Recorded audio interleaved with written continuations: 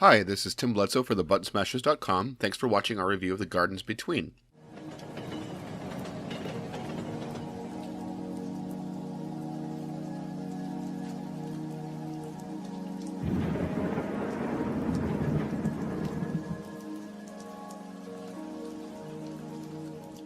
When I was a kid, I thought I'd be with my best friend forever. We built forts together, had our own secret codes, made mechanical tornadoes out of old pill bottles and RC car motors, and generally had our own secret world. As is the case with many young friendships, life circumstances separated us, and that shared world was eventually lost to the gray fog of time and distance. The Gardens Between explores the memories of a childhood friendship in a way I've never quite seen before. Other games like To the Moon or the recent Tacoma have dealt with replaying memories, but The Garden Between has the player manipulate the game differently, in a way that organically mimics how we mull over memories. I'd like to get some technical aspects out of the way before I discuss the heart of the game. The Garden Between is available on Mac, PC, PlayStation 4, Nintendo Switch, and I enjoyed playing it on the Switch because of the handheld mold. Holding the game in my hand just seemed the right way to view the game, with its colorful, whimsical islands becoming almost like toys held in my hand. The HD rumble was used to good effect, giving me a very good feel of some of the finer adjustments. I will say I enjoyed some of the ambient sounds like rainfall and crickets in surround sound while the Switch was docked, which would be true for the PlayStation 4 version as well. On the subject of sound, The Gardens Between has great sound effects that really helped flesh out the idea of manipulating the passage of time, which I'll explain in a bit.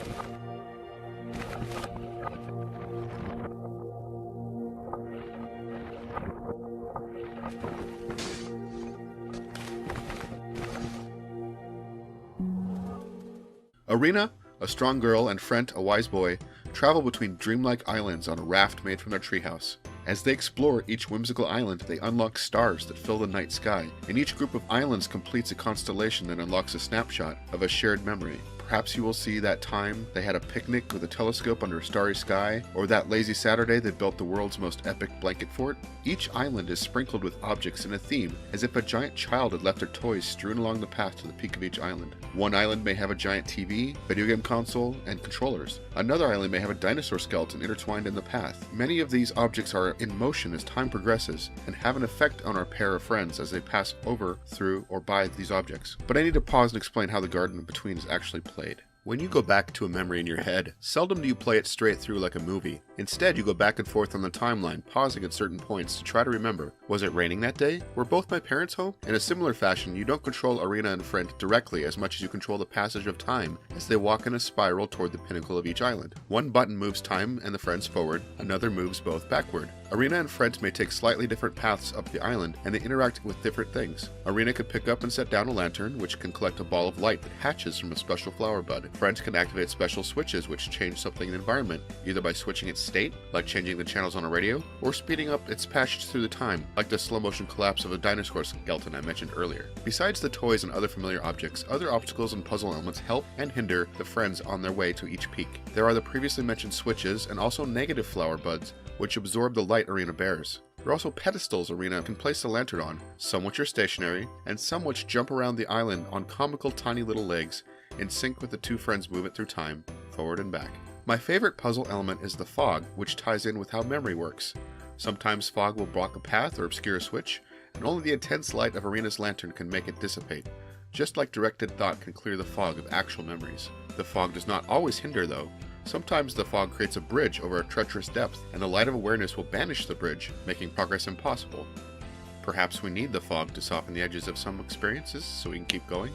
Each island is completed when Arena places the light-filled lantern on an altar at the top of the island, releasing the light within to a star that helps complete part of a memory constellation. The trip to the top of an island is never straightforward. Arena and Frent will go back and forth in time, changing small things, just as we worry over a memory getting it fixed right in our heads. The Gardens Between was a relaxing, contemplative experience for me. Not only did I enjoy the time-bending and perspective-shifting puzzles, I appreciated the relics from the past that I recognized on the island, like cassette tapes and dot matrix printers. For players of a certain age, some of these elements may not have as much nostalgia, but the majority of the objects sprinkled around the islands will be familiar to all. The puzzles were just the right amount of difficult and really made me think about how I process my own memories of daily life. The hints I would give for the game read like life advice.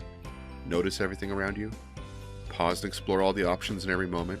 Do not rush into the future before you are sure you understand the past. Look at the situation from a new perspective. Don't forget, you have a friend that can help in ways that you cannot access on your own. It's worth noting that The Gardens Between is between 2 and 3 hours if played continuously. I don't recommend you play it this way. The Garden Between is best enjoyed as it's laid out for you. Explore one island, or at the most 3 within one memory constellation, then set the game down for a bit.